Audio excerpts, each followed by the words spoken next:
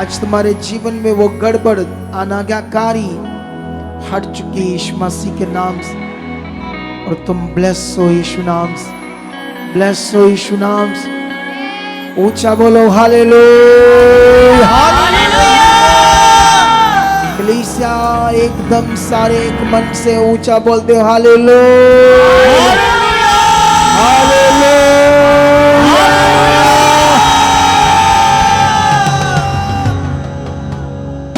खुदा आपको बरकत दे चुका है। आप सबको जय मसीह की, प्रेज द लॉर्ड एंड शलोम। और मेरा बिलीव है ये मीटिंग, ये पवित्र संगति, ये पवित्र सत्संग तुम्हारी जिंदगी में आज बहुत कुछ बड़ा करेगा, तुम्हें बड़ी समझ देगा, तुम्हारा मन खुलेगा, तुम्हारे घराने बचाए जाएंगे, तुम्हारे परिवार बचाए जाएंगे। यीशु नाम से ऐसा हो चुका है। हालेलुया। तो बैठ जाओ अपने स्थानों में, शरीर में और आत्मा में खुदा के साथ खड़े रहो। जो पीछे जब मैं प्रचार करता हूं और जो मेरे पीछे एक गूंज सी लगती है, उसको मीडिया ये चेक करना किस लेवल की यूट्यूब पर है। कभी कभी वो इधर होती है लेकिन अंदर होती नहीं। वो ध्यान रखना आप लोग मीडिया सिस्टम को। हालेलुया। कितने लोगों को बात समझ आ रही है आज जब मैं बोल रहा था थैंक्स करो परमेश्वर का, तो मैंने तो नहीं कहा तालियां बजाओ, ठीक है, ध्यान रखना आप लोगों ने।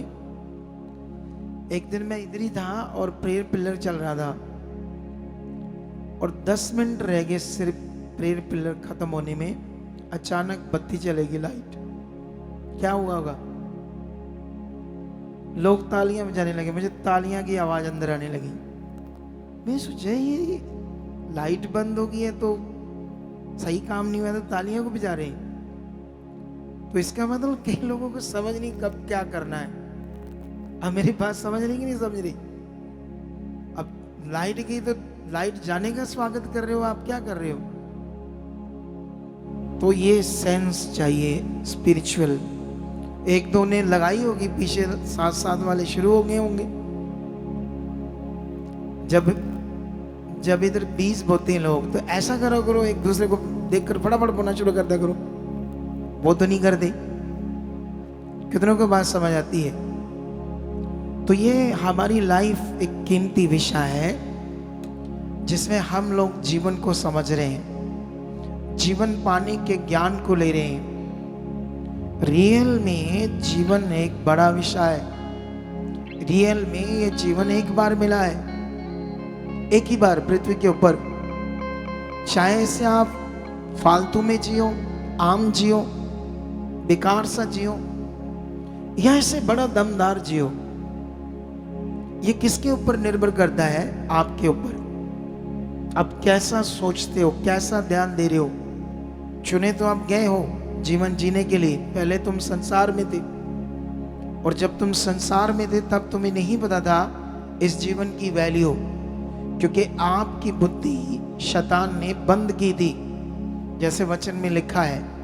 और वो तुम्हें इस दुनिया में जीने के लिए बुद्धि दे रहा था, संसार का जीवन जीने के लिए।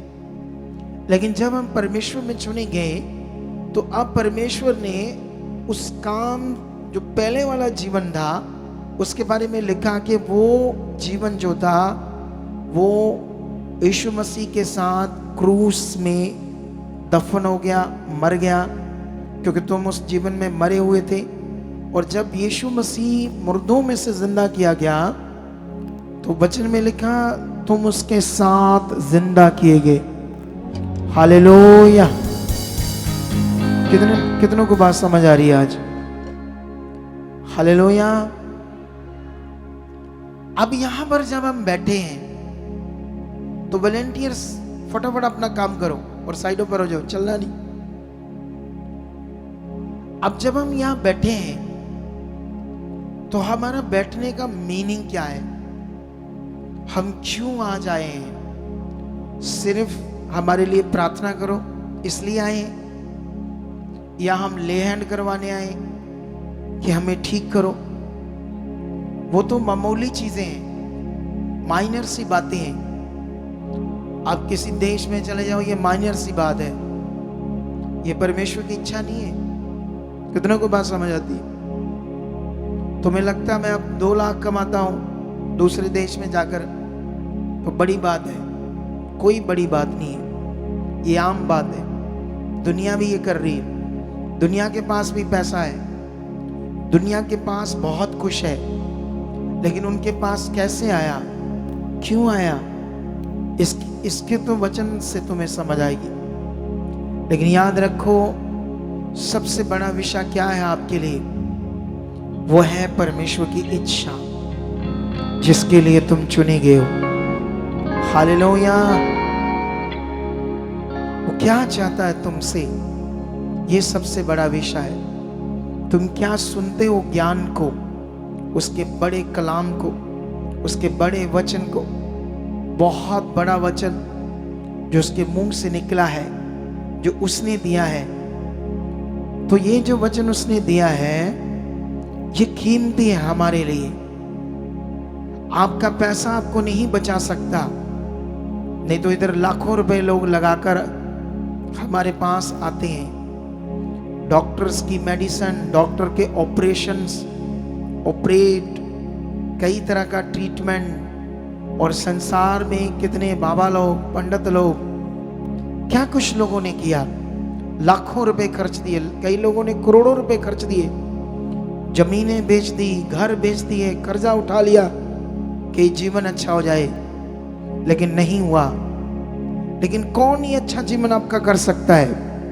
आपका बनाने वाला। लेकिन जो आपका बनाने वाला, उसे समझना होगा, उसकी मर्जी को समझना होगा, उसकी इच्छा को समझना होगा। कितनों को बात समझ आती है? जब तक ये बात हमें समझ नहीं आएगी, तब तक हम अधूरे हैं, आम हैं, उससे पीछे हैं। लेकिन बाइबल ने हमें पीछे रहने के लिए नहीं बुलाया। उसने कहा मैं तुम्हें पूंछ नहीं, सिर ठहराऊंगा। वो कहता है तुम पीछे नहीं रहोगे, मैं तुम्हें ऊपर करूंगा, ऊपर, आगे। ये मेरी इच्छा है। लेकिन ये इच्छा पूरी कैसे होगी, ये वचन आपकी जिंदगी में पूरा कैसे होगा, इसे समझना तुम्हारा काम है, इस पर ध्यान देना तुम्हारा काम है। हालेलुया। क्या आप सब लोग मेरी बात सुन रहे हो? कोई इधर उधर कोई फोन पकड़ कर तो नहीं बैठा? मैं कुछ बोल रहा हूं आपको, क्या आपके कान में मेरी बात जा रही है या ढीठ हो? सामने देखो, सामने, ऊपर करो अपना मुंह। मैंने कहा अपना मुंह ऊपर करो, पूरा वाला।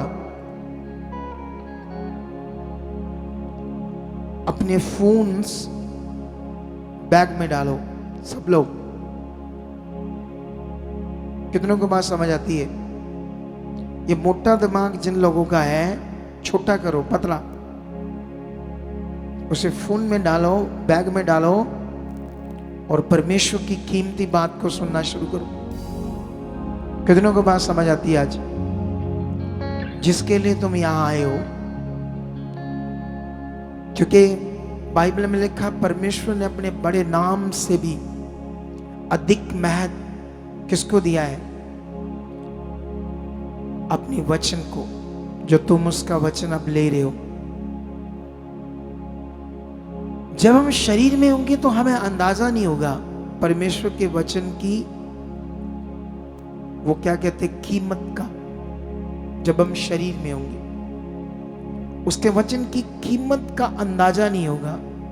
उसके वचन को सुनाए जाना और यहां आकर बैठ भी जाना, फिर उस पर ध्यान ना देना, इसे कहते हैं अंदाजा नहीं मैं कहां हूं। क्योंकि इसे कहते हैं भय नहीं है।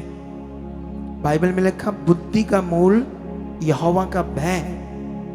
अगर आपके अंदर परमेश्वर का भय है कि मैं उसके सामने बैठा हूं आकर, तो फिर आप ध्यान दोगे, ऐसे फोकस बनाकर रखोगे।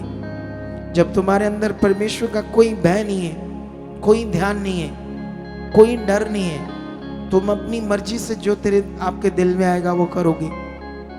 लेकिन वो आपका खतरनाक लॉस हो सकता है, खतरनाक नुकसान हो सकता है।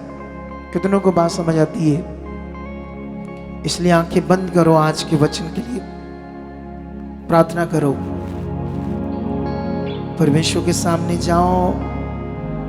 हो सके तो पश्चाताप करो, हो सके तो याद करो कहाँ तुम गलत हो सके तो याद करो अपनी अनाज्ञाकारी को।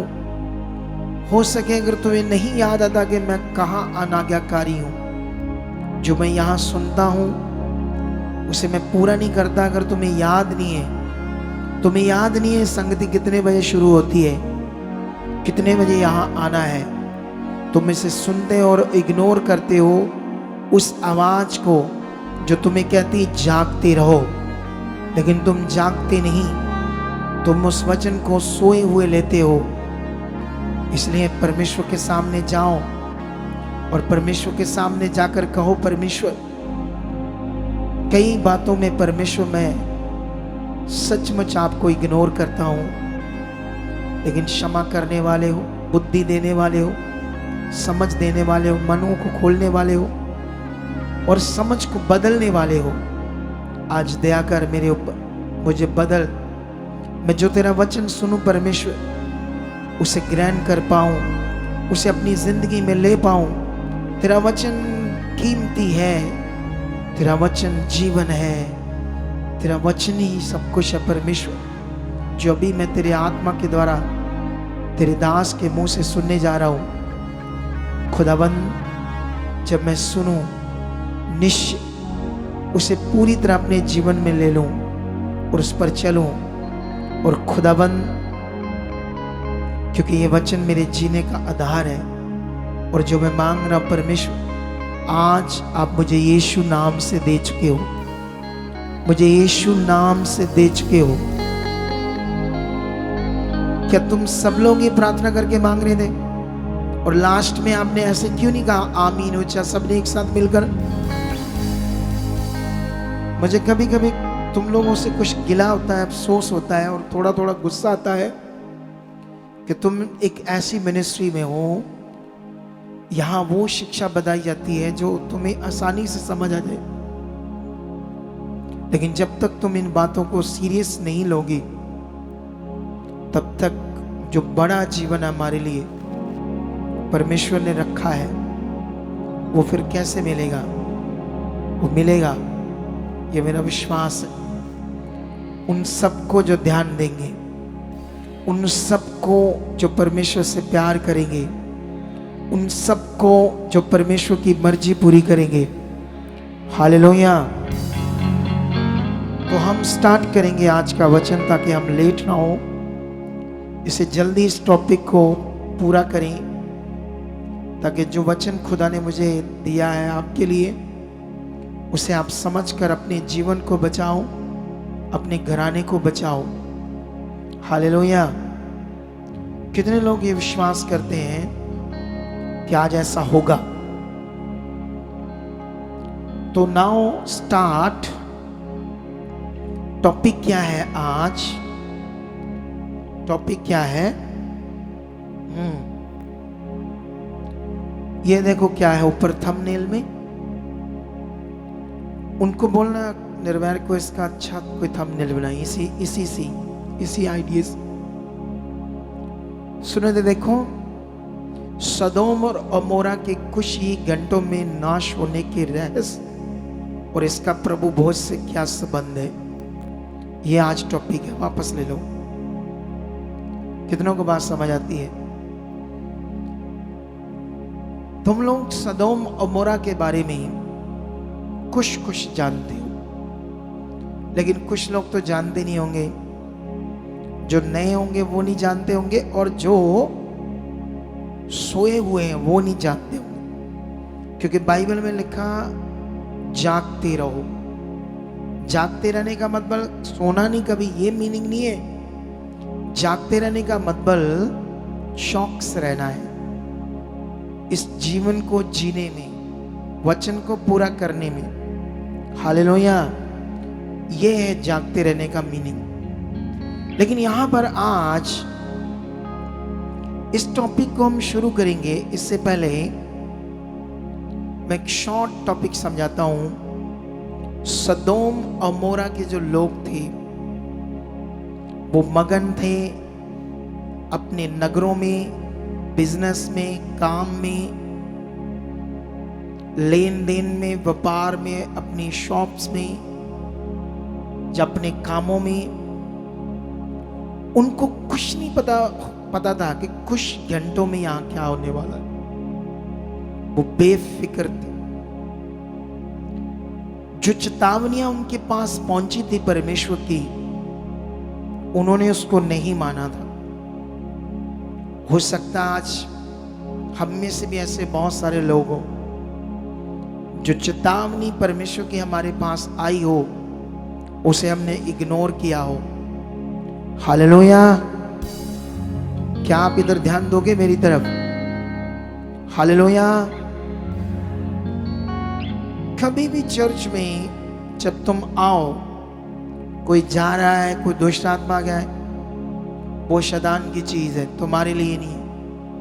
वो इसलिए है ताकि तुम्हारा ध्यान परमेश्वर से हट जाए।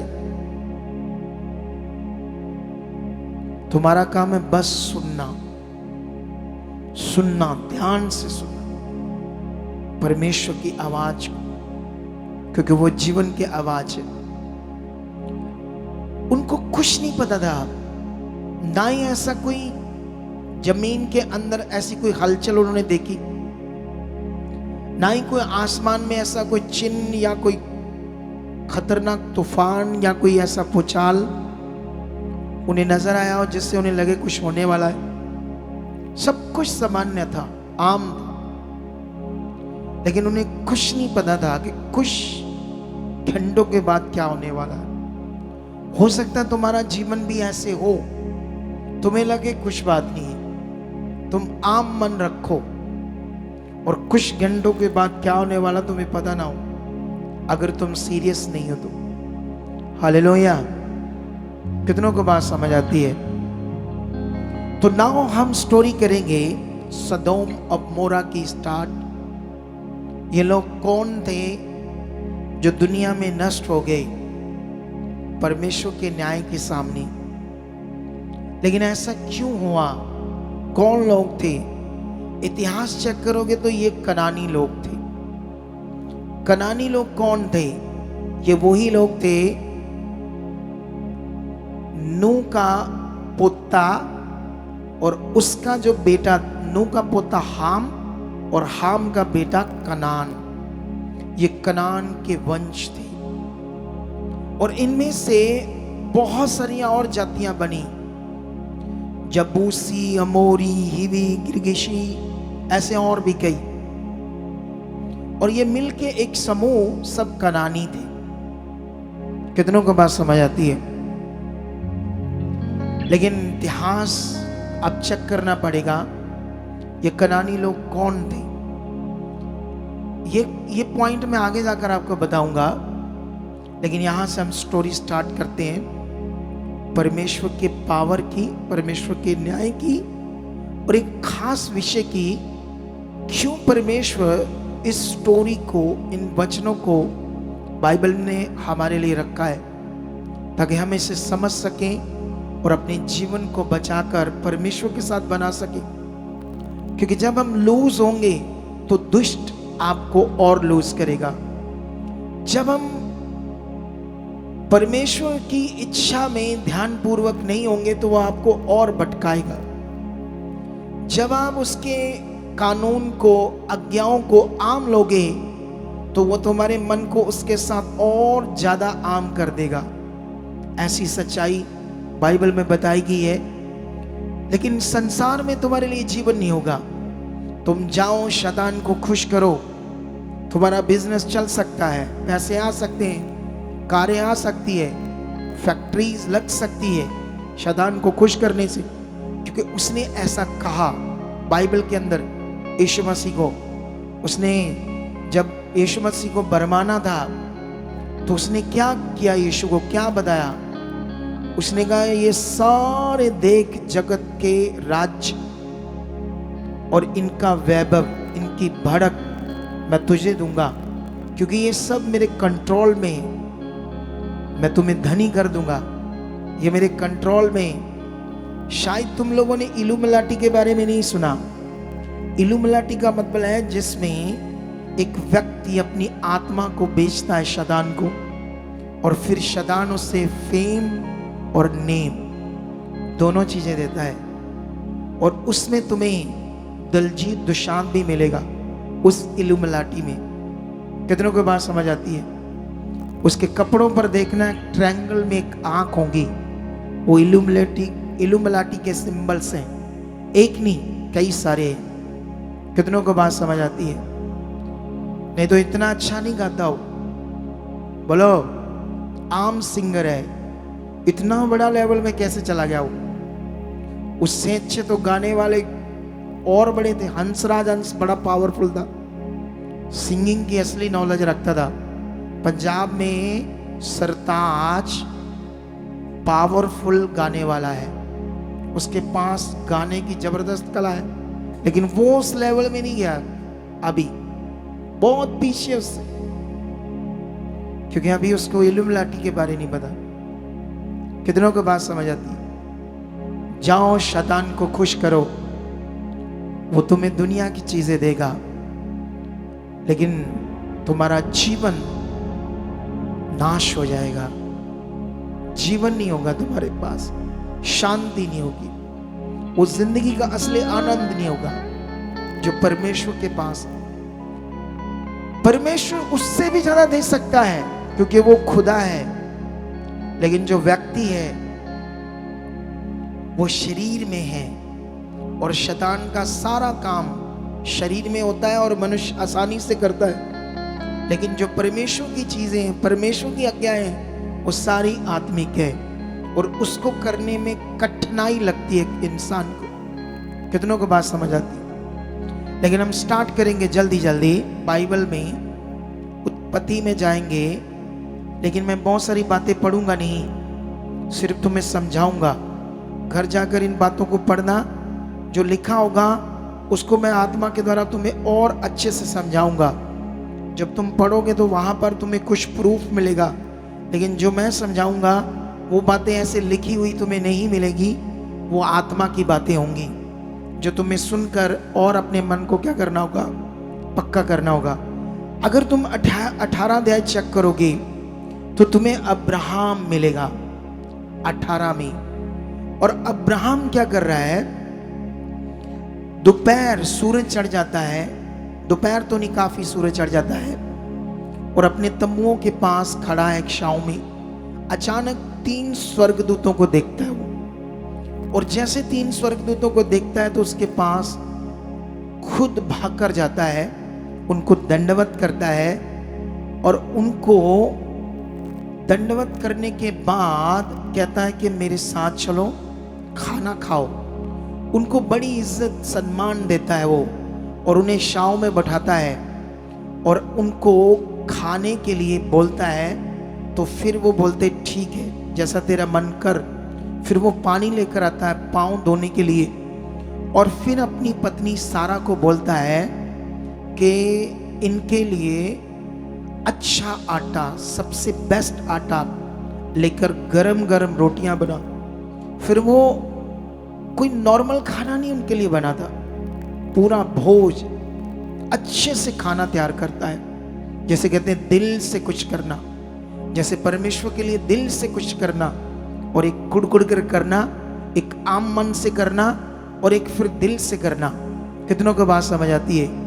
अब्राहम को अभी नहीं पता, उसके लिए ये एक सिर्फ अजनबी है, अभी इसे क्लियर नहीं है ये परमेश्वर के दूत है, लेकिन फिर भी उनकी रिस्पेक्ट करता है।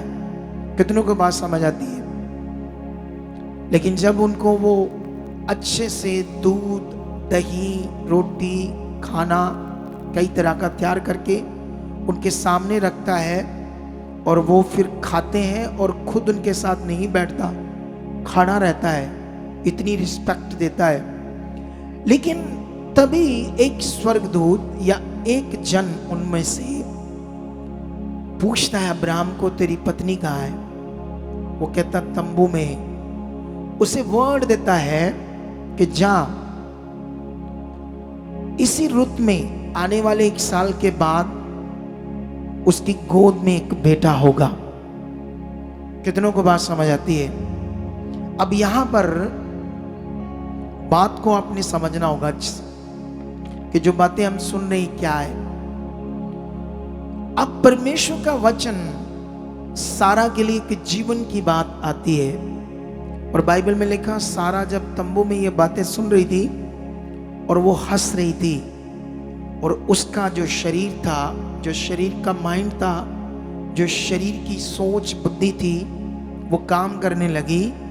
हंसने इसलिए लगी क्योंकि उसने कहा मैं जो 90 साल की हो चुकी हूँ और मेरा पति जो 100 साल का हो चुका है, हम बूढ़े हो चुके हैं, तो क्या ऐसा हो सकता है? तो उस वचन पर उसे बिलीव नहीं हुआ जो उनके मुंह से आया। कितनों को बात समझ आती है?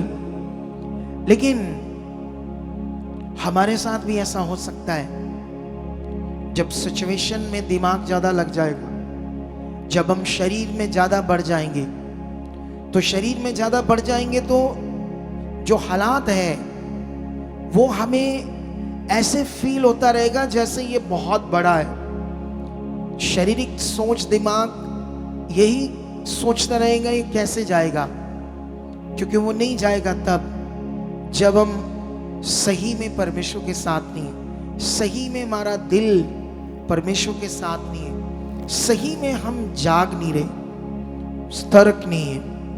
हालेलुया। वॉलंटियर को बोलो पीछे जाओ, थोड़ा सा बीच में नहीं खड़े होना। इसको बोलो ये बहन को साइड पे जो,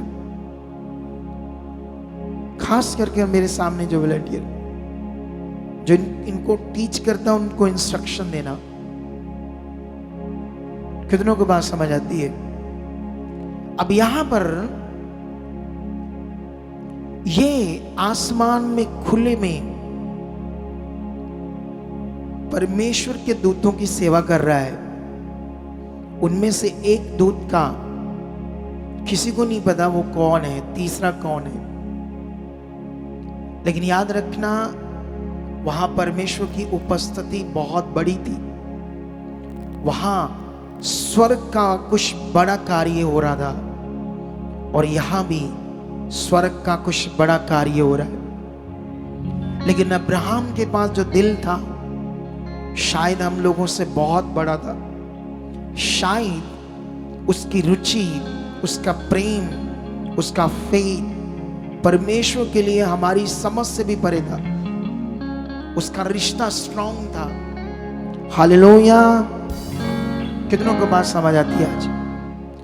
लेकिन उसके बाद जैसे ही भोजन समाप्त होता है तो अब्राहम उनको विदा करने के लिए उनके साथ आगे बढ़ता है। तब जो एक दूत है, एक व्यक्ति उससे बातें करना शुरू करता है। वो कहता है मैं ये बात तुमसे छुपाना नहीं चाहता कि हम किस लिए यहां आए, क्योंकि सदोम और मोरा की जो बुराई है, उनका जो पाप है बहुत बढ़ चुका है, और हम इसीलिए यहां आए हैं उसे और अच्छे से देखने के लिए, क्योंकि अब उनका अंत करने का समय आ चुका है। कितनों को बात समझ आती है? लेकिन जैसे अब्राहम को यह बात समझ आती है तो अब्राहम के अंदर एक बात आती है, क्योंकि वहां पर उसका भतीजा लूत है, उसके वाइफ है, बच्चे हैं, लेकिन कुछ अच्छे लोग भी होंगे, ऐसा उसने सोचा। तो उसने उसे प्रभु को ऐसे सोच लो, प्रभु को ऐसे कहा, क्या तू अधर्मियों के साथ पापियों को भी नष्ट कर देगा? बड़े डर कर उसने ये बात परमेश्वर के सामने रखी, और परमेश्वर भी चाहता था, उसने भी ये उसको बोलने का ये अवसर दे दिया कि मुझसे वो बात करे। और उसने कहा अब ये ये क्या कर रहा अब्राहम, उसे उसका दया याद करा रहा परमेश्वर कि वो कितना दयालु है, कितना दया कर सकता है। तो उसने कहा, क्या तू पापियों के साथ, अधर्मियों के साथ धर्मियों को भी नष्ट कर देगा? तो परमेश्वर ने कहा, फिर उसने कहा, अगर उसमें 50 धर्मी निकले तो क्या फिर भी तू नष्ट कर देगा? तो उसने कहा, नहीं, मैं ऐसा नहीं करूंगा। अगर ऐसा है, उसमें 50 धर्मी निकले तो मैं उसे नष्ट नहीं करूंगा। फिर वो अपनी बात और रखता, अगर 5 कम हुए तो कहता, फिर भी मैं उसे नष्ट नहीं करूंगा। अब्राहम और हिया बनाकर, डर कर, भय से बात परमेश्वर के सामने रखता है, प्रभु के सामने रखता है, और कहता, अगर 40 निकले, संख्या बढ़ रही है, 30 निकले, 20 निकले, और लास्ट में कहता अगर 10 निकले, तो परमेश्वर ने कहा, मैं तब भी उन नगरों को नष्ट नहीं करूंगा। कितनों को बात समझ आती है? अब यहां पर परमेश्वर उन्हें नष्ट करने का कारण नहीं ढूंढ रहा, परमेश्वर उन्हें बचाने का कारण ढूंढ रहा है। यहां से हमें समझ आती है परमेश्वर दयालु है, वो दया करना चाहता है, लेकिन याद रखना उसका जो न्याय है वो कभी कभी अपने न्याय करने में अपनी देरी करता है, चुप रहता है ताकि मनुष्य बचा जाए और अपना मन फिराए, वो इस प्रॉब्लम का सामना ना करना पाए। जैसे प्रभु के जो लोग हैं, उनके दिमाग में कुछ शिक्षा जो डल गई, वो ये है कि जब तुम यीशु में चलोगे तो तुम्हारी परीक्षाएं होंगी। कभी कभी कुछ लोग बीमारियों में होते हैं, कई घरों में बड़ी चीजें गड़बड़ हो जाती है, लेकिन उन्होंने सुना है सेवक के मुंह से, ये तुम्हारी परीक्षा है, ये तुम्हारी परीक्षा है। इस समय परीक्षा नहीं, इस समय 2 रास्ते हैं, एक जो परमेश्वर के साथ बढ़ने वाला रास्ता, उसकी इच्छा में चलने वाला, एक वो रास्ता जिसमें आप परमेश्वर के साथ भी और संसार के साथ भी। ये प्रॉब्लम है, कुछ लोग संसार में भी हैं और परमेश्वर के साथ भी हैं। उनका जो रास्ता है वो असल में नहीं है, वो रास्ता जो उन्होंने पकड़ा है वो कंफ्यूजन वाला है, वो सही मार्ग नहीं है, उसकी सड़कें सीधी नहीं है, उसका जो सरफेस है वो अच्छे से नहीं बना हुआ है। कितनों को बात समझ आती है? ऐसे लोग ही हालातों में होते, परीक्षाओं में नहीं होते। ऐसे लोग फंसते हैं, ऐसे लोग ही परमेश्वर से, जो परमेश्वर का वायदे हैं, उन्हें समझ नहीं पाते। जब वो अपनी बात कंप्लीट करता है, सोच कर देखो, सदोम में एक तरफ परमेश्वर अब्राहम के साथ लोगों को जीवन देने की बात कर रहा है, और एक तरफ सदोम के जो लोग हैं वो जीवन नहीं, वो अपने व्यापार में बेसुध, बेफिक्र कि क्या होने वाला इन नगरों के ऊपर, किसी भी तरह का उन्हें ज्ञान नहीं था। वो मगन थे, वो घमंड में थे, वो अहंकार में थे, वो परमेश्वर से दूर थे, वो अपनी शारीरिकता में चूर थे, और वो अब हंकारी हो चुके थे, और उनके अंदर न्याय खत्म हो चुका था, दया खत्म हो चुकी थी, और सब कुछ परमेश्वर के सामने जो वो कर रहे थे वो बहुत बुरा था, खतरनाक था। कितनों को बात समझ आती है? हालेलुया। लेकिन बाइबल में लिखा, जब एक दूत से अब्राहम बातें कर रहा था, 2 दूत सदोम की खाड़ियों की तरफ निकल जाते हैं। लेकिन एक तरफ वो लोग मगन थे और उन्हें कुछ पता नहीं था कि कोई धर्मी हमारे को बचाने के लिए प्रार्थना कर रहा है, लेकिन वो अपने विचारों में, अपनी बुद्धि में, अपनी समझ में, अपने तरीकों से चल रहे थे, लेकिन एक धर्मी उनको बचाने के लिए प्रार्थना कर रहा था। और यहां भी कोई है जो चाहता है आपका जीवन बचे, यहां भी कोई है जो आपकी प्रार्थनाएं कर रहा है आपके जीवन को बचाने के लिए, शायद तुम्हें उसका अंदाजा नहीं। शायद कुछ लोगों की शारीरिकता उस बात पर अच्छा मन नहीं रखती। शायद कुछ लोगों को इन बातों का कोई समझ नहीं है कि यहाँ हमारे लिए क्या हो रहा है, क्या किया जा रहा है, कौन है जो ऐसा हमारे लिए कर रहा है ताकि हमारी जिंदगी बचे और अच्छी हो जाए।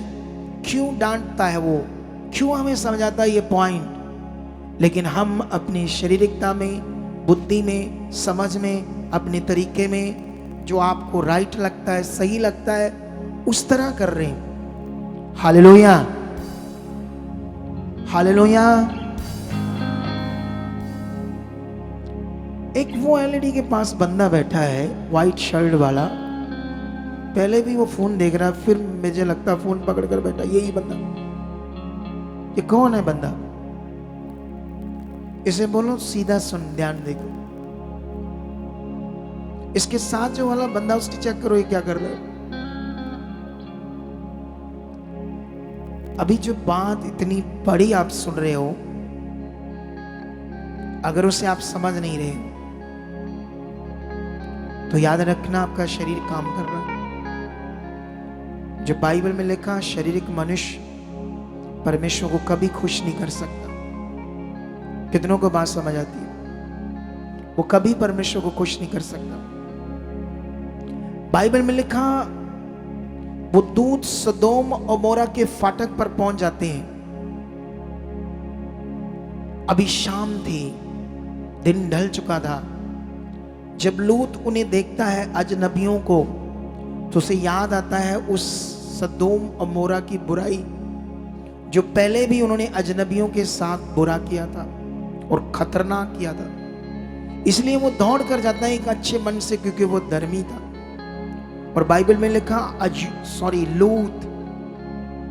लूत उन अधर्मियों में उनके पाप को देखकर, उनके चरित्र को देखकर, उनके खतरनाक जीवन को देखकर दुखी था, उन अधर्मियों में।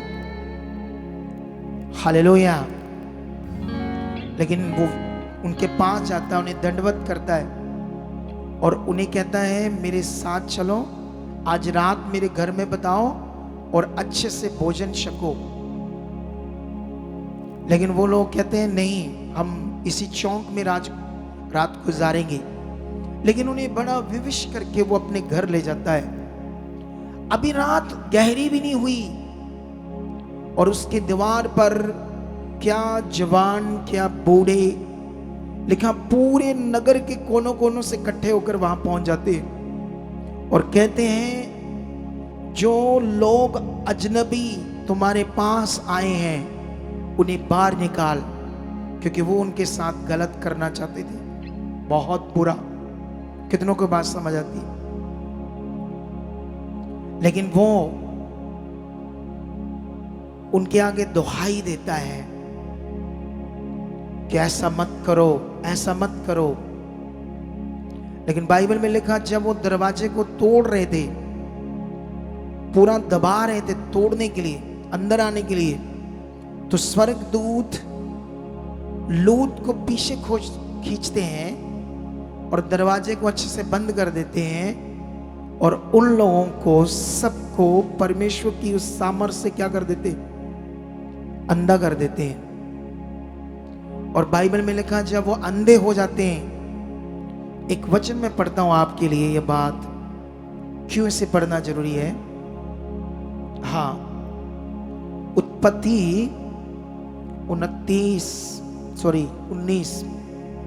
19 का 11 में लिखा, और उन्होंने क्या छोटे क्या बड़े सब पुरुषों को जो घर के द्वार पर थे अंधा कर दिया। वे द्वार को टटोलते टटोलते थक गए। ये वचन में क्यों तुम्हें पढ़ा रहा है, इधर देखो। क्योंकि जब वो अंधे हो गए तो उन्होंने अपना पाप, अपने अंदर की वो क्रूरता और अपने अंदर वो जो शैतान का जीवन था, उसे मन नहीं फिराया। अंधे होने के बावजूद भी वो उस काम को अंजाम देना चाहते थे। इसीलिए वो थक गए, लेकिन ढूंढते रहे द्वार। इतनी बड़ी पावर को देखा और पश्चाताप नहीं किया उन्होंने, मन नहीं फिराया उन्होंने अपने अंदर ये सोच नहीं लाई कि ये लोग कौन है जिन्होंने हमें अंधा कर दिया। ये कौन लोग हैं जिन्होंने हमारे साथ ऐसा कर दिया ताकि हम जाने, आवाज दें, इनसे बात करें। लेकिन उनके लिए तब तक देर हो चुकी थी, उनकी क्रूरता बढ़ चुकी थी, उनकी शारीरिकता बढ़ चुकी थी। शायद कुछ हमारे लिए ऐसा ना हो जाए, इसीलिए बाइबल कहती मन फिराओ। कभी कभी हमारा शारीरिक जीवन हमें इस हद तक ले जाएगा जहां से वापस आना मुश्किल हो जाएगा। कितनों को बात समझ आती? जानते ये लोग कौन थे? ये कनान का वंश थे। कौन कनान? ये वही कैन, ये वही डीएनए जो मैं तुम्हें थर्सडे की मीटिंग में समझा रहा था। कितनों को बात समझ आती है? ये वो शदान का डीएनए था जो कैन के अंदर आया, और ये कैन से इनके अंदर था। और जानते इनकी ये लोग कौन थे और क्या कर रहे थे उस नगरों में?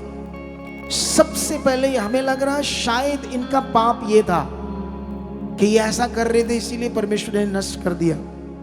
इनका पाप ये था कि सबसे पहले ये परमेश्वर को जानते थे। इतिहास चेक करो, विद्वानों की किताबों को चेक करो, गूगल की सर्च को चेक करो।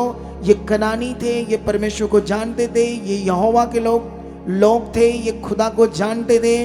लेकिन कनान के वंश से, कैन के वंश से ये लोग शैतान के डीएनए में बढ़ चुके थे। जैसे कभी लोग, बहुत सारे लोग सुनते हैं यहां पर खुदा के दास क्या समझा रहे हैं, लेकिन उनके लिए वो आज्ञा तोड़ना आम बात होती है, उस बात को ना मानना आम बात होती, क्योंकि शरीर में उन्हें समझ नहीं आता। शरीर में उन्हें समझ आता है अपना जाना, शरीर में उन्हें समझ आता है गर्मी, शरीर में उन्हें समझ आता है टाइम बड़ा लगा देते हैं, शरीर में उन्हें यह समझ आता है। लेकिन वो टाइम याद नहीं रखते हॉस्पिटलों का, लाखों पैसे लगाने का, बाबों को देने का, धक्के खाने का, दुख और दर्द और पीड़ा और बीमारियों की उस अशांति को, दुख को सहना, वो भूल जाते हैं उस टाइम को। और ये जो परमेश्वर का पवित्र टाइम है, जिसमें एक सॉन्ग है, वो कैसे एक सॉन्ग है, 100 दिनों से चंगा है। थोड़ा सा बोल, हाथों को उठाओ। जेड़ा दिन तेरे चरना च लंघ जावे, ओ 100 दिना तो चंगा है। जेड़ा दिन तेरे चरना च लंघ जावे, ओ 100 दिना तो चंगा है। वो भूल जाते हैं हम कहाँ हैं, किस पवित्र परमेश्वर की हजूरी में। कौन है वो पवित्र परमेश्वर जिसने मुझे आसमान बनाकर दिया, इस पृथ्वी पर पैदा किया, जीवन जीने के लिए सांस दिया, ये शरीर दिया, एक वजूद दिया। लेकिन उन्हें ये परमेश्वर की हजूरी में ज्यादा देर बैठना उनके शरीर को अच्छा नहीं लगता। उन्हें लगता ये टाइम ज्यादा है, इसीलिए कुछ लोगों का दिमाग ऐसे काम करता, वो लेट आते हैं। उन्हें लगता जल्दी जाएंगे, इतना लंबा बैठेंगे, 12-1 बजे जाएंगे, 1:30 बजे जाएंगे, खुदा के दास आएंगे, सुनेंगे, फिर वो प्रार्थना करेंगे, फिर घर चले जाएंगे। कितनों को बात समझ आती है? ये वो लोग हैं जो लोग परमेश्वर के विरुद्ध खड़े हो चुके थे, ये नगर बसा रहे थे, और सबसे खतरनाक ये काम क्या कर रहे थे, ये पत्थर मिट्टी की चीजों को बनाकर उसे ईश्वर मान रहे थे, और परमेश्वर के दिल को जलन उत्पन्न कर रहे थे। उसके बनाए हुए लोग, इस दुनिया में कोई दूसरा परमेश्वर नहीं, इस दुनिया में एक परमेश्वर है जिसने सृष्टि रची है। लेकिन इस हद तक शरीर में बुद्धि बंद हो जाती है कि ये अंडरस्टैंडिंग ही नहीं आती इंसान को कि परमेश्वर कौन है। ये वो लोग थे जो परमेश्वर के न्याय को भूल चुके थे और उनके अंदर शैतान ने एक डर खत्म कर दिया था कि हमें कोई न्याय हमारा नहीं होगा। इसलिए वो व्यभिचार में, पाप में, बुराई में, संसार की चीजों में इतना लिप्त हो चुके थे, इतनी गंदगी, इतने बुरे काम। इससे समझ आता है जब वो स्वर्गदूतों में कहते बाहर निकालो। लेकिन बाइबल में लिखा वो परमेश्वर के न्याय को भूल गए थे। लेकिन वहां पर क्या होता है, वो भूल गए थे कि सुबह जो सूरज चढ़ने वाला है, ये कुछ लोग आए थे, लेकिन रात को लोग अपनी दुकानों का पैसा, चीजें संभाल रहे थे, अगले दिन का प्लानिंग कर रहे थे अपनी शॉप की, बिजनेस की, चीजों की, जैसे हम कर रहे। लेकिन हम भी बोल रहे हैं कि उसने हमें क्यों चुना है। हम भी बोल रहे हैं कि हमने, बाइबल में ये लिखा था, तुम जो कुछ भी करो पिता परमेश्वर की महिमा के लिए करो और यीशु मसीह के नाम से करो। तुम बिजनेस में परमेश्वर को सबसे पहले रखो, तुम रिश्तों को परमेश्वर के सामने रखो, तुम्हारे बेटे बेटियां की शादियां होती तो वो परमेश्वर के साथ होनी चाहिए। तुम्हारा रास्ता परमेश्वर का अगर नहीं है, तुम परमेश्वर के पास स्वार्थ से आए हो और तुम्हारा पुराना रास्ता वो मिक्स है, तुम्हें परमेश्वर से तो बस काम चाहिए, लेकिन तुम्हें दुनिया और संसार को खुश करने के लिए उनके हिसाब से चलना, उनके हिसाब से शादियां करनी है। यीशु मसीह में आने के बाद अगर तुम्हारा धर्म या तुम्हारी जाति तुम्हारे दिमाग में है, तो याद रख लेना तुमने परमेश्वर को नहीं जाना। तुम परमेश्वर से अभी तक अटैच नहीं हो, तुम्हें सच्चाई समझ ही नहीं है। फिर तुम आज भी उस पाप के वश में हो जिसके लिए यीशु मसीह ने अपना क्रूसीफाई किया, ताकि तुम उस बंधनों से, उस गुलामी से आजाद होकर कौन सा जीवन जियो जो यीशु मसीह में, क्राइस्ट का जीवन, मसीह जीवन, जिसमें बाइबल में लिखा तुम मेरी निज प्रजा हो, तुम मेरे पवित्र लोग हो। कितनों को बात समझ आती? अब तुम्हारी कोई जाति नहीं है। अगर यीशु मसीह में आने के बाद तुम्हारा धर्म और जाति खड़ी रहती है, तुम्हारे बच्चे, तुम्हारे लोग उस हिसाब से तुम ढूंढते हो, करते हो चीजें, तो वो न्याय जब असल में होना है उसकी कोई गारंटी नहीं तुम्हारे साथ क्या होने वाला है। कितनों को बात समझ आती है? तुमने परमेश्वर के न्याय को, उसकी सच्चाई को हल्के में ले लिया है। तुम कभी इसमें सीरियस नहीं हुए, इस सच्चाई में कि खुदा का कलाम क्या कहता है। लेकिन बाइबल में लिखा, जैसे ही मॉर्निंग होती है और लूत को स्वर्गदूत कहते हैं, तुम्हारे यहां कौन कौन है, कौन कौन है तुम्हारे यहां, जल्दी उन्हें बता कि हम परमेश्वर का न्याय प्रकट होने वाला और ये नगर, जो बड़े नगर हैं, ये नष्ट होने वाले हैं। और जैसे ये चेतावनी लूत के जो दामाद थे, उसके जवाई दामाद, उनके पास जाती है, तो बाइबल में लिखा वो उस चेतावनी को नॉर्मल लेते हैं। जैसे यहां भी कभी कभी चेतावनी मिलती है, लेकिन हम भी उन्हीं की तरह कैसे लेते हैं? क्योंकि परमेश्वर जो वर्ड दे रहा है, अगर उस वर्ड का जो पावर है, जो बात है, एकदम से नजर नहीं आती, तो इसका मतलब ये नहीं कि स्वर्ग शांत है। अगर स्वर्ग की चुप्पी है कि उसका कोई न्याय नहीं प्रकट होना, तो तुम्हें लगता है मैं अपने हिसाब से कर लूंगा। कितनों को बात समझ आती है? हालेलुया। समझ आया ही नहीं समझ आया? लेकिन जब उन्हें बताया जाता है, वो ठट्ठा करते हैं आगे से इस बात का, कहते हैं ऐसा कुछ होने वाला नहीं है। लेकिन वो कहता जल्दी करो, टाइम कम है, जितने लोग हैं पकड़ो। उसकी वाइफ, उसका लूत और उसकी 2 बेटियां जो कुंवारी थी, जिनके रिश्ते कुछ लोगों से हुए थे, 4 लोगों को पकड़कर हाथ फटाफट उस नगर से बाहर लेकर जाते जबरदस्ती, क्योंकि वो इतने ढीले थे जैसे हम, जैसे वचन को पूरा करने में हम भी ढीले रहते हैं, वो इतने ढीले थे उस वचन को जो परमेश्वर दे रहा था, जिससे उनका बचाव था, जिससे उनका जीवन बचना था। नहीं तो उन लोगों ने भी अधर्मियों के साथ क्या हो जाना था, नाश। लेकिन वहां पर एक बड़ा वचन आता है, जब स्वर्गदूत कहते हैं जल्दी जल्दी उन सामने के पहाड़ों को दौड़ जाओ, वो कहता वो दूर है, वहां हम नहीं पहुंच जाएंगे, एक छोटा सा एरिया था, कहता वहां जाने दो।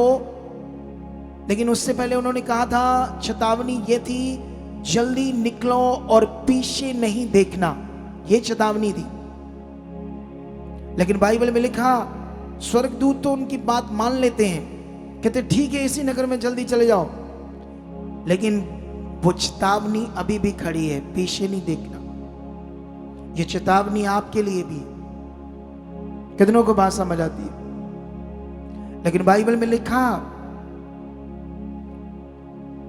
जब वो आगे बढ़ रहे थे और आसमान से आग के गोले, गंधक उन नगरों पर गिरने लगी, वो लोग जो आराम से खाते पीते मगन, पाप करते, बुराई करते, सब कुछ गलत करते हुए सोए थे, और उनके दिमाग में था सुबह का प्लान, सुबह का बिजनेस, सुबह की चीजें। और कुछ लोग तो अपनी रात की जो सेल थी, संपत्ति थी, उन्हें गिन कर रखा होगा, सुबह क्या करना था, ये प्लान था उनका। लेकिन सुबह क्या होने वाला है उन्हें कुछ भी नहीं पता था, क्योंकि उन्हें सब कुछ आम लग रहा था। कुछ लोगों को भी ऐसा लगेगा, परमेश्वर के साथ चलते उन्हें लगेगा आम है ये बात, खुश या आम नहीं है। तुम यहां परमेश्वर के काम को देख रहे हो, सामर्थ को देख रहे हो। उन अंधों ने भी परमेश्वर की सामर्थ को देखा, लेकिन पश्चाताप नहीं किया। तुम लोगों ने देखा कि यहाँ लाखों रुपए लगकर व्हील चेयर पर आया है, इसे कैंसर है, इसकी ये गांठें, ये अंधा है, ये रोग था, ये मर रहा था, इसको अस्थमा था, इसके दिल में शेद था, इसको पैरालिसिस था, और परमेश्वर यहाँ मौजूद है जो कर रहा है ये काम। लेकिन हमने उन अंधों की तरह अपना मन नहीं खोला और मन फिराया नहीं कि ये परमेश्वर है और मुझे सीरियस होना पड़ेगा, मुझे अपना ध्यान बढ़ाना पड़ेगा, मुझे इस बात को सोचना पड़ेगा कि परमेश्वर क्या चाहता है। कितनों को बात समझ आती है? लेकिन बाइबल में लिखा क्या होता है, जो चेतावनी अभी भी थी, पीछे नहीं देखना। बाइबल में तुम्हारे लिए भी चेतावनी है, पीछे मत होना। कितनों को बात समझ आती है? परमेश्वर में वचन में लिखा आगे बढ़ो। कुछ लोग पीछे होने का मतलब कभी आना कभी ना आना, ये भी पीछे होना है, परमेश्वर से पीछे होना है, पीछे देखना है, सीरियस ना होना, स्वार्थी रहना, मतबल के लिए आना, बस प्रेयर कराना और दुनिया को खुश रखना। और जो रास्ता तुम्हें मिला था और एक रास्ता था जो संसार का, उसमें भी पूरी तरह बने रहना, उसे छोड़ना ना। बाइबल में लिखा, जब ये वचन तुम्हें पढ़ना होगा और समझना होगा, ये बड़ा बड़ा वचन है। मे भी ये हमें मिलेगा कुलसियों में, कुलसियों का ये वचन हम पढ़ेंगे 2:20। जबकि तुम मसीह के साथ संसार की आदि शिक्षा की ओर से मर गए, तो फिर क्यों उनके समान जो संसार के जीवन बताते हो? कितनों को बात समझ आती है? इधर देखो ध्यान से। अब हम संसार के नहीं हैं, क्योंकि संसार पाप के वश में है, संसार शैतान के वश में है। संसार के पास परमेश्वर की वो पवित्र आत्मा के द्वारा जो धार्मिकता है वो नहीं है। वो पवित्र आत्मा के बारे जानते तक नहीं है। अगर तुम्हें पवित्र आत्मा का ज्ञान नहीं, तुम्हें पवित्र आत्मा के द्वारा चलना नहीं आता, तुम्हें ये नहीं पता। बाइबल में ये लिखा है, जब यीशु एक सामरी औरत से बात कर रहा था जो कुएं पर पानी भरने आई थी, तो वो कहती कि हमारे बाप दादों ने तो इस पहाड़ पर आराधना की, लेकिन तुम कहते हो वो आराधना का जो जगह है वो यरूशलेम है। लेकिन वो कहता ना तो तुम इस पहाड़ पर आराधना करोगे, ना यरूशलेम में, ना किसी स्थान में। कितनों को बात समझ आती है? वो समय आता है और अब भी है कि परमेश्वर अपने लिए ऐसे सच्चे आराधकों को ढूंढता है, क्योंकि परमेश्वर आत्मा है और अवश्य है कि उसकी आराधना करने वाले आत्मा और सच्चाई से आराधना करें। कितनों को बात समझ आती? आत्मा और सच्चाई से आराधना करने का मतलब संसार से मन फिराना और परमेश्वर के लिए जीना, परमेश्वर के किंगडम के लिए जीना। जो वो चाहता है वो करना, पहला स्थान उसे देना। बिजनेस, कारोबार, शॉप, दुकान, ये सब पीछे, सबसे पहले खुदा, सबसे पहले उसकी आज्ञा। क्योंकि तुम्हारा बिजनेस, कारोबार तुम्हें घर चीजें तो दे सकता है, लेकिन आने वाले दिनों में तुम्हें बचा नहीं सकता, उस न्याय से नहीं बचा सकता जिसकी बात यीशु मसीह ने लुका में, मत्ती में की, जिसे मैं आगे जाकर आपको समझाता हूं। कितनों को बात समझ आती है? बाइबल में लिखा, क्यों लूत की पत्नी जो थी उस चेतावनी को उसने सीरियस नहीं लिया? क्यों यीशु मसीह ने लूका की बुक में कहा लूत की पत्नी को याद रखो? ऐसा क्यों कहा यीशु मसीह ने?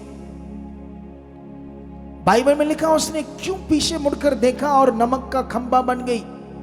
क्योंकि उसकी उस नगरों में यादें जुड़ी थी, उसका वो करैक्टर, वो पुराना जीवन जो वहां उसका जुड़ा हुआ था, उससे वो डिस्कनेक्ट नहीं हुई थी। वहां की वो चीजें, घर, रहना, संपत्ति, उसका वो दिल जो वहां था, उसका मन वो जो वहां था, संसार में, उस दुनिया में था, वही जुड़ा हुआ था। इसीलिए उसने पीछे मुड़कर देखा। अगर इसीलिए यीशु मसीह ने कहा लूत की पत्नी को याद रखो, मतलब तुम अपने आप को समझो। क्या तुम्हारा जीवन भी तो ऐसा तो नहीं है? तुम्हारा जीवन भी संसार में तो नहीं जुड़ा हुआ, दुनिया में तो नहीं जुड़ा हुआ। परमेश्वर तुम्हारे लिए एक जस्ट सोर्स है, परमेश्वर जस्ट तुम्हारे लिए एक फैसिलिटी है जो मुझे लेनी है मतबल से। बाकी मेरा हिसाब मेरे हिसाब से, बाकी दुनिया है, संसार है, उस हिसाब से। मुझे लोगों को खुश करना है, इंसानों को खुश करना है। कल को ये ना बोले तुम्हारी जाति है, तुमने ये कैसे शादी कर ली, किस हिसाब से कर ली, नक न कट जाए आटी। कितनों को बात समझ आती है? तुम सर्वशक्तिमान परमेश्वर के पास आए हो, किसी मनुष्य के पास नहीं। हालेलुया। कितने लोगों को बात आज समझ आती है उस पावरफुल वचन की, जो तुम्हारे लिए सब कुछ कर सकता है, जो तुम्हें जीवन दे सकता है। ये टेस्टमनी तुम्हारे लिए एक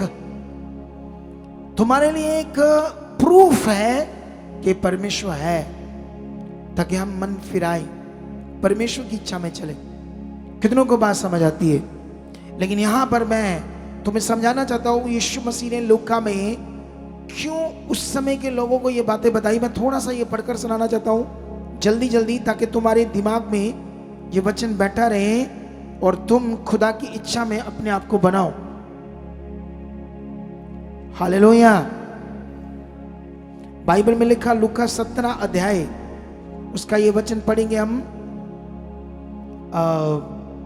25 से 29 तक। क्या लिखा है? परंतु पहले अवश्य है कि वे बहुत दुख उठाए,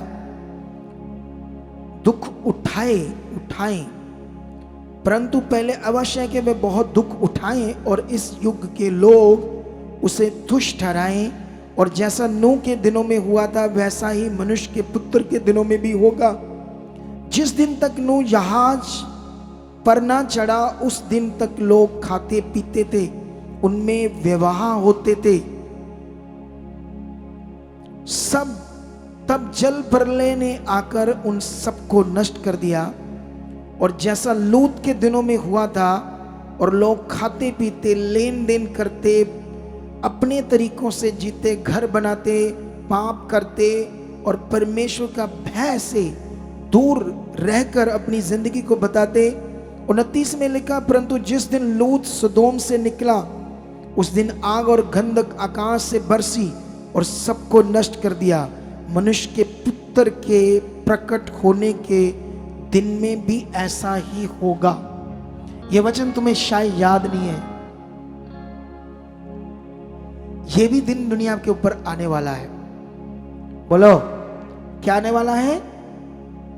ये दिन भी दुनिया के ऊपर आने वाला है, मनुष्य के पुत्र के दिनों में। ये जो टाइम है इस समय जीसस का है, क्योंकि यीशु आया था, अब न्याय वो कर रहा है। यीशु ने कहा जैसा नूह के दिनों में वो लोग परमेश्वर की इच्छा से बाहर हो गए, अपने तरीके से चले, उनके अंदर परमेश्वर का कोई डर नहीं था, कोई भय नहीं था कि कोई बनाने वाला इस दुनिया का मालिक है जो सच्चा न्याय करता है। लेकिन उन्होंने भूल कर अपनी जिंदगी को दुष्ट की जिंदगी के अनुसार जिए। ये लोग सदूम और मोरा के लोग ऐसे ही थे। ये परमेश्वर के विरुद्ध इंसानियत के प्रति एक गंदा नाच नचा रहे थे, इंसानियत को शर्मसार कर रहे थे और परमेश्वर के विरुद्ध खड़े हो चुके थे और उसकी जगह पत्थरों को, मिट्टी को, चीजों को दे चुके थे। कितनों को बात समझ आती? जो उन्होंने हाथ से बनाई हुई चीजें थी। लेकिन जब इनके ऊपर न्याय आया, लेकिन परमेश्वर ने उन्हें तो मौका दिया। इसीलिए वो अब्राहम से बात कर रहा था कि अगर मुझे 10 भी मिल जाएं तो मैं कारण ढूंढ रहा हूं कि बच जाएं, क्योंकि परमेश्वर नहीं चाहता कोई नाश हो। बाइबल ऐसा कहती है। लेकिन नाश होने का कारण इंसान है, जब वो अपने तरीके से चलता है, जब अपनी मर्जी से चलता है। लेकिन याद रखो, अब एक सबसे बड़ा विषय बाइबल में लिखा, परमेश्वर कहता अगर 10 भी मिल जाए धर्मी तो वो नगर बच जाएंगे। परमेश्वर यही बात तुमसे करता है। अगर तुम्हारे गांव में कोई नहीं है, तुम अकेले हो, तुम्हारा परिवार है, तो तुम परमेश्वर की इच्छा को पूरा कर सकते हो ताकि तुम्हारा नगर, तुम्हारा गांव बच जाए। तुम प्रेयर करो उनको बचाने के लिए, जैसे अब्राहम कर रहा था, जैसे मैं तुम्हारे लिए कर रहा हूं। कितनों को बात समझ आती है? अगर तुम अकेले हो तो अपने परिवार को मांगो, आसपास के लोगों को मांगो, ताकि धर्मियों की गिनती बढ़े और वहां पर वो नगर बचाए जाएं। परमेश्वर ऐसा चाहता है। कितनों को बात समझ आती है? ये वचन तुम्हारे लिए भी है। और खास करके ये जो स्टोरी है, ये पुराने नियम की वो स्टोरी नहीं है। ये वो स्टोरी है जो हमें एक तस्वीर देती है, एक उदाहरण देती है, एक दृष्टांत देती है कि मनमानी, शारीरिकता, परमेश्वर के वचन को इग्नोर करना और उसकी आज्ञाओं को तोड़ना, परमेश्वर से दूर होना है। अगर आप संगति में आते हो तो आपको लगता है मैं संगति में आता हूं, बैठता तो हूं मैं, और फिर मैं चले जाता हूं, लेकिन उसकी कोई आज्ञा तुम्हारे अंदर नहीं है, कोई नियम पर तुम्हारा असली मन नहीं है। अगर कुछ छोटी मोटी चीजें करते हो तो वो स्वार्थ से करते हो, क्योंकि ये तुम यहाँ देखते हो कि परमेश्वर काम करता है और इस होप से तुम बने हो कि मेरा भी वो करेगा। लेकिन तुम्हारे पास अभी वो रिश्ता नहीं है, अभी वो मेल मिलाप नहीं है, अभी वो दिल नहीं है। ये स्टोरी, ये दृष्टांत हमें समझाती है कि हम इन्हीं की तरह अपने आप को कठोर ना बनाएं और परमेश्वर इच्छा से पीछे न रहे, हम मन फिराएं। अगर वो अंधों ने देखा पावर को, लेकिन उन्होंने फिर भी उस पाप को करना चाहा जिसके लिए वो अंधे तो हो गए, लेकिन उसको करने में वो स्ट्रांग बने रहे, उन्होंने मन नहीं फिराया। लेकिन कितनों को बात समझ आती है? उनके अंदर कैन का डीएनए था। वही कैन के वंश से निकलते निकलते इस दुनिया में वो परमेश्वर के विरुद्ध खड़े हो चुके थे। इसीलिए तुम्हें पुराने नियम में इतने युद्ध लड़ाइयां नजर आएंगी। इन युद्ध लड़ाइयों के क्या कारण थे, ये भी इन दिनों में मैं तुम्हें बताऊंगा। कहां परमेश्वर नाश कर रहा था और कहां दुष्ट अपना काम कर रहा था पुराने नियम में, ये भी चीजें मैं तुम्हें समझाऊंगा, ताकि हम इस कीमती जीवन को, अपने घराने को, अपने परिवार को बचाएं, नौटंकी ना रह जाएं, आम ना रह जाएं। परमेश्वर के काम को इस तरह से ठट्ठे से ना ले, उसके वचन को इस तरह से ठट्ठे से ना ले कि वो चुप है तो इसका मतलब ये नहीं कि जो उसने कहा वो होगा नहीं। कितनों को बात समझ आती? क्या तुम सीरियस हो? क्या तुम मन फिराने के लिए तैयार हो? क्या तुम्हारे अंदर जो जेलसी है, अनाज्ञाकारी है, ये धीरे धीरे डीएनए को बढ़ा सकती है? कैन के डीएनए से ही परमेश्वर के विरुद्ध परमेश्वर बनाए गए हाथों से, कैन के डीएनए से। हालेलुया। हम भी उसी की संतान थे, वहीं से निकले।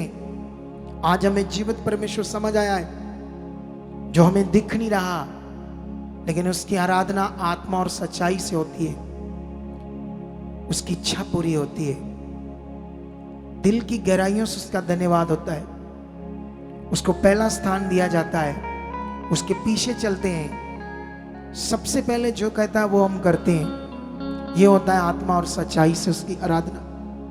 कितनों को बात समझ आती है?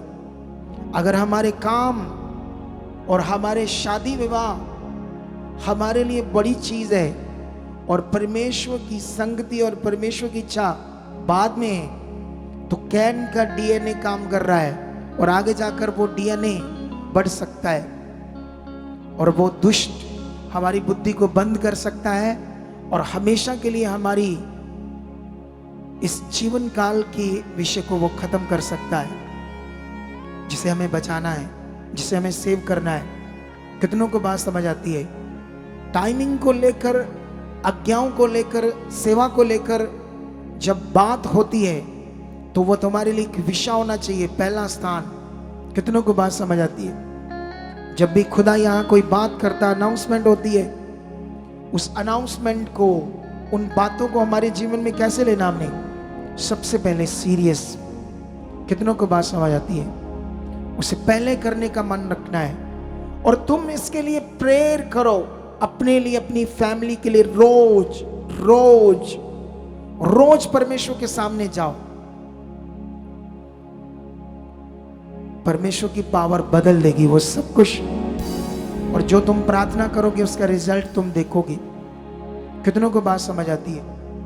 उसका रिजल्ट तुम देखोगे। लूत के दिनों को लगता था लोगों को, क्योंकि उन्हें कुछ साइन मिल ही नहीं रहा था कि कुछ ऐसा होने वाला है। हालेलुया। बुराई से दूर रहो। कुछ लोगों को लगता है कुछ मेरे साथ हुआ है, इधर उधर से, शायद उधर से हुआ है, मैंने वहां सुना था कुछ, वहां से कुछ कराया था, ऐसा हो गया। कुछ भी नहीं। बुराई से दूर रहो। कितनों को बात समझ आती है?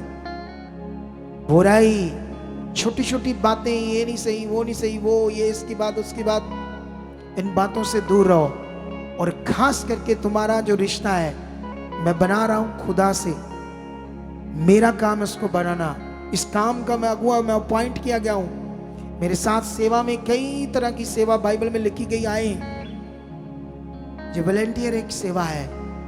बोलो, कल को तुम्हें कोई वॉलंटियर कहे कि मैं पास्टर हूं, मेरे पास आया करो, तुम कहो ठीक है जी, आपके पास आ जाते हैं। कितनों को बात समझ आती है? लेकिन याद रखो, उसको हमने तो पास्टर बनाया नहीं। अगर बनाया होता तो आपको पता चल जाता। हम तो चाहते हैं कि बहुत सारे सेवक बने और खुदा का काम करें। कितनों को बात समझ आती है? लेकिन क्या उसने आज्ञा ली? क्या कभी भी कोई भी तुम्हें यहां कुछ कहता है तो मत सुनो, आप बस परमेश्वर की सुनो। उसको बोलो नहीं, हम नहीं सुनते ये बात। कोई तुम्हें भरमाने की कोशिश करे यहां, उससे दूर रहो। उनको बोलो नहीं, सॉरी, हम आपसे प्यार करते हैं, हम मसीह में हमारे बहन भाई हो, लेकिन हमें ज्ञान देने की जरूरत नहीं। हम सुन रहे खुदा के दास के मुंह से, वो हमारे लिए बहुत, उसी को हम पूरा कर ले तो वही बहुत है। उसमें संपूर्ण जीवन है यीशु मसीह के नाम से, जो उनके मुंह से आ रहा है, वही बहुत है। ज्यादा सुनने की हमें जरूरत नहीं। कितनों को बात समझ आती है? क्या आज तुम अपना मन फिराने के लिए तैयार हो? क्या इस वचन को सुनने के लिए तैयार हो दोबारा 2-3 बार, जब तक आपके अंदर पक्का ना हो कि मैंने क्या सुना है, इसे कैसे पूरा करना है? तो ये आज आप परमेश्वर के सामने फैसला लो।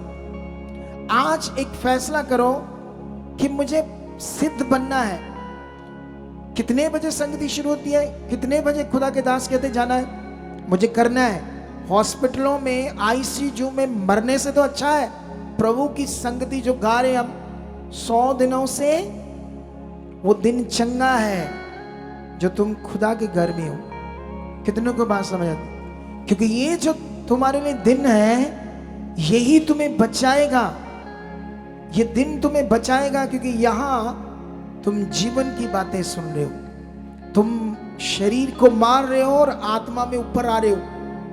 अगर तुमने शरीर को मारा नहीं, आत्मा में ऊपर आए नहीं, तो हम फिर नाश हो जाएंगे। कितनों को बात समझ आती है? हालेलुया। तो आर यू रेडी? ये संबंध है हमारा आज के प्रभु बोझ।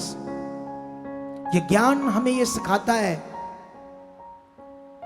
वो याद दिलाता है नूह का टाइम, याद दिलाता है वो सदोम और अमोरा का टाइम, जिन्होंने मन नहीं फिराया, जिन्होंने परमेश्वर की बात को नहीं माना और नाश हो गए। लेकिन हम नाश होने वालों में से नहीं, हम जीवन पाएंगे और आगे बढ़ेंगे और औरों को बचाएंगे। तुम्हारी जरूरत है तुम्हारे नगर को तुम्हारी प्रार्थना की, तुम्हारी जरूरत है तुम्हारे शहर को तुम्हारी प्रार्थना की और तुम्हारे सुसमाचार की। और ये आज्ञा है प्रभु की तुम्हारे लिए कि तुम ऐसा करो, वो भी निस्वार्थ सच्चे दिल से। तुम्हारा घर सोने चांदी से भर जाएगा। कुछ लोग लोगों को सुसमाचार देते हैं और फिर उन पर भार डालना शुरू करते। मैं हूं, मैंने सुसमाचार दिया, मेरी गल मन, ऐ नहीं करना, ओ नहीं करना, जो मैं कहूंगा वो करना है। तूने सुसमाचार देकर खरीद लिया उन्हें, तुम हाकिम बन गए, उन पर ठेकेदार बन गए कि जो तुम कहोगे वो करे। कुछ लोग ऐसे ही करते, जैसे मैंने इन्हें खरीद लिया सुसमाचार देकर, ऐसे करो, ऐसे हम कहते ऐसे करो। अगर ऐसे करोगे तो तुम्हारा जीवन और खराब हो जाएगा। कितनों को बात समझ आती है? अगर दिल से सुसमाचार दोगे, ये समझ करके ये तो वर्ड है, ये तो परमेश्वर की इच्छा है, तो वो तुम्हारे घर सोना चांदी से भर देंगे यीशु मसीह। कितनों को बात समझ आती है? वो तुम्हारे घर कैसे भर देगा? सोना चांदी से ऊंचे ऊंचे जाओगे तुम। आज जरूरत है तुम्हारे गांव को तुम्हारी प्रार्थना की, तुम्हारे शहर को तुम्हारी प्रार्थना की। प्रभु कहता, अगर 10 भी धर्मी हुए तो मैं बचा लूंगा उन धर्मियों की प्रार्थना से उस नगर को।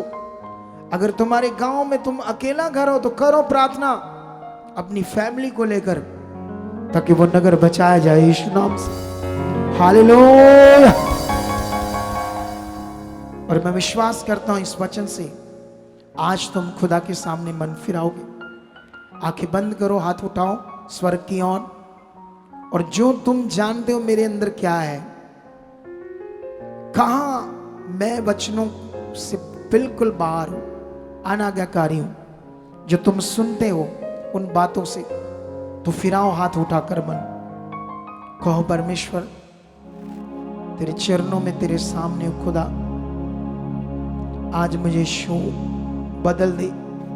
जो मैंने सुना उसे करना चाहता हूं परमेश्वर। जो बातें मैंने तेरे वचन की समझी है परमेश्वर, उन पर चलना चाहता हूं खुदा। आज से मैं तेरे आगे रखता हूं, जो जो सुनूंगा वैसा करूंगा, कभी आगे पीछे नहीं होऊंगा। मन फिराता हूं, मुझे माफ कर, मुझे क्षमा कर, और मेरे शो मुझे बदल कि मैं तेरी इच्छा पूरी करूं। आमीन। हालेलुया। तो आइए हम अपना दशमांश, अपनी भेंट, शुक्रनामा, हदिया, इधर देखो ध्यान से, मेरी तरफ देखो। जब जब भी मैंने अनाउंसमेंट की और बहुत सारे लोगों ने उसे आम बात ली, अभी हमारी ब्रांच बनना स्टार्ट हो गई है होशियारपुर में। वहां कंस्ट्रक्शन शुरू हो गई है, क्योंकि होशियारपुर में हमने अपनी जगह ली थी 2.25 एकड़ जमीन लगभग, और वहां पर आसपास के जो लोग हैं, होशियारपुर के पास जितने नवा शहर इधर उधर, वो क्या कहते हैं वहां,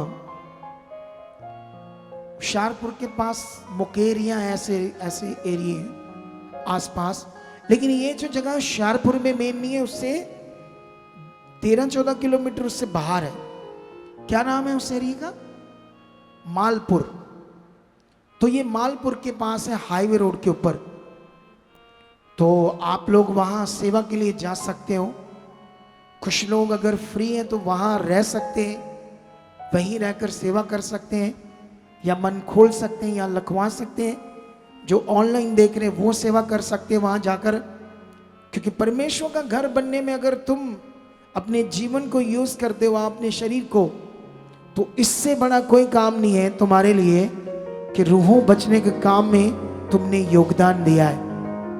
हम ये सारा काम खुदा की इच्छा को और रूहों को बचाने के लिए कर रहे हैं। कितनों को बात समझ आती है?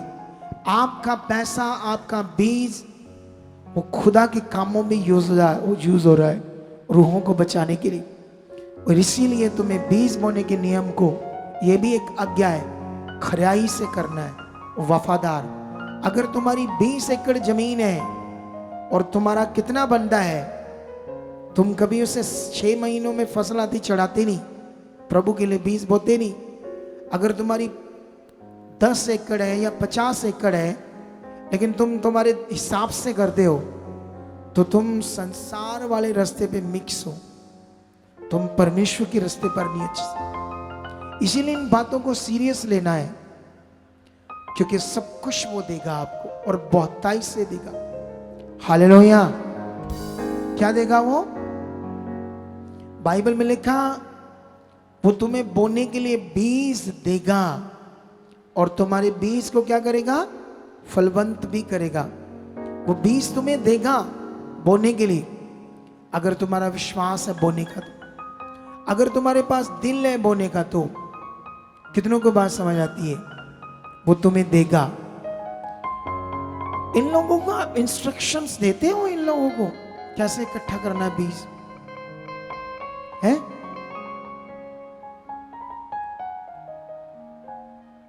इन्हें समझ है ना सबको? सुनो तो देखो ध्यान से। अभी जो हमारे ऑनलाइन लोग हैं, ये उनके लिए हमारी सोसाइटी है, सच दा रिश्ता। लेकिन आने वाले संडे तक शायद ये नहीं होगा, क्योंकि हमारे लगभग अकाउंट्स कंप्लीट हो चुके हैं, छोटी मोटी फॉर्मेलिटीज रह गई है। फिर पवित्र आत्मा के प्रबंध के नाम से स्टार्ट हो जाएंगे अकाउंट्स, ठीक है? तो अभी सच दा रिश्ता, HDFC bank, Kotak Mahindra bank, इन दोनों बैंक्स की डिटेल को स्क्रीनशॉट ले लो ऑनलाइन, और इन दोनों बैंक के QR कोड को भी स्क्रीनशॉट ले लो, ताकि आप अपनी सीट को पूरे भारत से बो सको परमेश्वर की रूहों को बचाने के लिए। और इनमें कभी फॉरेन से नहीं बो सकते हम। फॉरेन के लोगों के लिए बीज बोने का ये एक व्हाट्सएप नंबर है, जो मेरी निगरानी में रहेगा। जब आप मैसेज करोगे आपको रिप्लाई मिलेगा। इस नंबर से मैं आपसे बात नहीं करूंगा, ऐसा नहीं हो आपके दिमाग में मेरी बात हो जाएगी। आपकी बात होगी। इन इंडिया के लोगों के लिए बहुत सारे नंबर है, ये इन सब नंबरों से, ये 2 नंबर है, ये फॉरेन के लोगों के लिए हेल्पलाइन नंबर है। आप लोगों ने इन नंबरों पर नहीं कॉल करनी, नहीं तो वो डिस्टर्ब हो जाएंगे 2 बंदे आपकी कॉलों को अटेंड करते हुए। आपने खड़े बनना है। हमारे 20, 25, 30 नंबर है, हर हफ्ते हम नए नए नंबर आपको देते हैं। इसके ऊपर ये वाले, ये देखो कितने हैं ये नंबर, ये कम से कम 1, 2, 3, 4, 5, 6, 18 नंबर है। अगर दूसरा आएगा तो और भी हो सकते हैं। तो आप इन नंबरों पर कॉल करना है आपने। कितनों को बात समझ आती है? उन 2 बंदों को तंग नहीं करना भारत के लोगों ने। इन्हीं नंबरों पर जो 18 नंबर आपके सामने शो है, इनको आगे पीछे किसी को भी लगाओ। अगर तुम्हारी कभी बात ना सुने, कोई ना उठाए, स्क्रीनशॉट्स लेकर कभी मिनिस्ट्री में आओ और बताओ कि ये नंबरों ने हमारी बात कभी सुनी नहीं, कभी उठाया ही नहीं फोन, ताकि हम पूछेंगे उनसे फिर, ठीक है? कितनों को बात समझ आती? चलो हाथों को उठाओ परमेश्वर की ओर, अपने बीजों को ऐसे बोलो, परमेश्वर आज से हम खरे, आज से हम वफादार हैं हर नियम जो मैंने सुना है। खुदावंद, मैं प्रार्थना करता हूँ ऑनलाइन और यहाँ के लोग ये बीज जो अब डालने वाले हैं, दशमांश बेट, खुदावंद इसे आप छू चुके हो और इनको बीजों का बड़ा फल दे चुके हो, बड़ा फल इनकी जिंदगी में बड़े काम कर चुके हो और इनके परिवार के ऊपर, कारोबार के ऊपर बरकत मांगता हूँ। ये बरकत आ चुकी है। आगे लाओ भाई, आगे लाओ।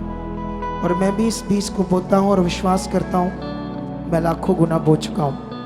आमीन।